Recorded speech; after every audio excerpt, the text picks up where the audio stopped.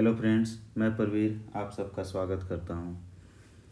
देखिए, आज हम लोग जो मार्केट देख रहे थे, ये मार्केट सबसे पहले बैंक निफ्टी का डेली में देखते हैं। ठीक है, डेली में है क्या कि अभी जो मार्केट आया हुआ है, मार्केट देखिए एक ट्रेंड लाइन बनाया था, जो उस ट्रेंड लाइन के पास अभी आया हुआ है।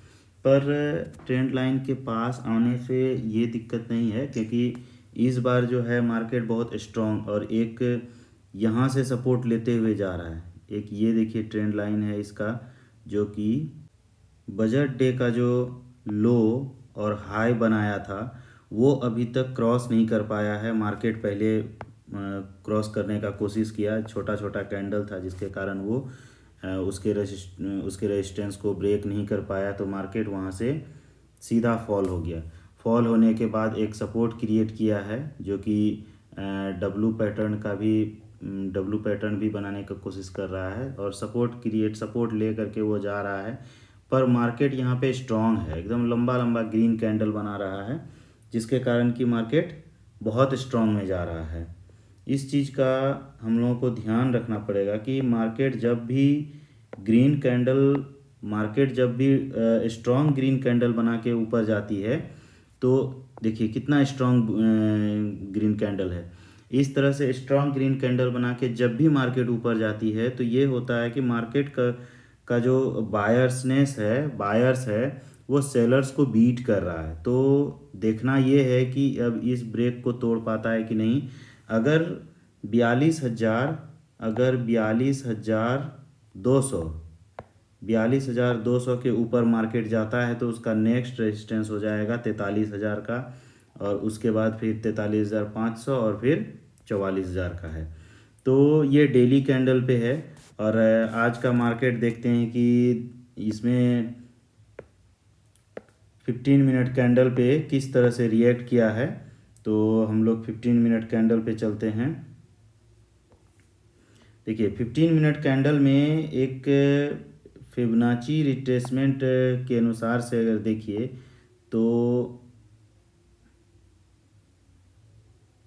फिबोनाची रिट्रेसमेंट के अनुसार से हम लोग अगर देखते हैं, तो देखिए कि ये मार्केट जहाँ से हाई लगाया था, हाई से लो को अगर मार्क करते हैं, कल के हाई और लो को अगर मार्क करके हम लोग देखते हैं, तो उसका 1.6 का जो रेशियो है वो इस जगह पे बन रहा था। तो जैसे ही गैप अप खुला था मार्केट, गैप अप खुलने के बाद 1% के रेशियो को जब ब्रेक किया, तो उस समय RSI भी +60 था। RSI जब भी 60 से प्लस होता है तो मार्केट में एक मूवमेंट आने की संभावना होती है। और यहाँ पर दो तरह के जो स्ट्रेटेजी है वर्क कर रहा था। एक तो RSI 60 था, और सेकेंड क्या है कि फर्स्ट 15 मिनट का कैंडल का हाई को ब्रेक किया। और अगर फर्स्ट 15 मिनट कैंडल के हाई को ब्रेक करके उसका लो को SL मान के, या तो अगर SL बड़ा है तो 50% को SL मान के अगर लेके चलते हैं, तो जैसे ही कैंडल बढ़ते जाता है इसके लो को अगर मान के चलते हैं, तो यहाँ पे आपका SL हिट होता, इस जगह पे लगभग SL हिट होता, तो यानी पूरा मार्केट को कैप्चर किया जा सकता था। तो आज का मार्केट बहुत ज़्यादा बुलिश था। और हालांकि शुक्रवार को इस तरह का मार्केट में बुलिशनेस नहीं होता है, लेकिन यहाँ पे बड़े प्लेयर्स ने क्या किया है कि कल के डे को वो वॉलेटाइल क्रिएट किया। बहुत सारे एसएल लेने के बाद लास्ट में थोड़ा सा मोमेंट दिया है, और यहाँ पे जो लोग लास्ट में थे वो होल्ड कर लिया होगा पीई को होल्ड इसलिए किया होगा कि मार्केट डाउन जाएगा। लेकिन वो इतना बड़ा गैप अप खुला कि सारे पीई को जो भी होल्ड करके रखा होगा, उनका सारा स्टॉप लॉस और बहुत सारे कैपिटल्स लेके चले हुए होंगे, और वो अपना प्रॉफिट बनाने के लिए उन लोगों को ट्रैप में फंसा दिया।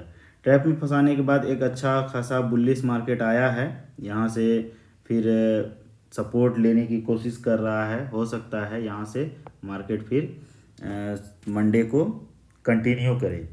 और कंटिन्यू करने का चांस ज़्यादा है, थोड़ा सा वो सपोर्ट लेने के बाद मार्केट कंटिन्यू करने की प्रोबेबिलिटी ज़्यादा है।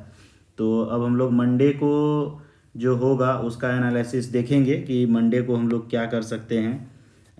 मेरे ख्याल से मंडे को अगर वो फ्लैट खुले तो हम लोग फ्लैट और गैप अप खुलेगा तो हम लोग बाय करेंगे, और अगर गैप डाउन खुले, छोटा सा गैप डाउन खुलेगा तो फिर भी हम लोग बाय के साइड ही रहेंगे।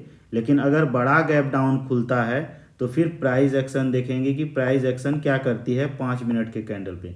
अगर 5 मिनट के कैंडल पे प्राइस एक्शन लोअर लो बनाने लगता है तो फिर हम लोग बेरिश की ओर जाएंगे, नहीं तो मार्केट बहुत ज़्यादा बुलिश हो चुका है तो बुलिश ट्रेंड में ही हम लोग रहेंगे।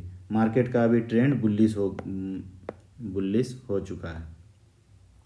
तो हम लोग अब इसके बाद निफ्टी का देख लेते हैं कि निफ्टी 50 का क्या ये है।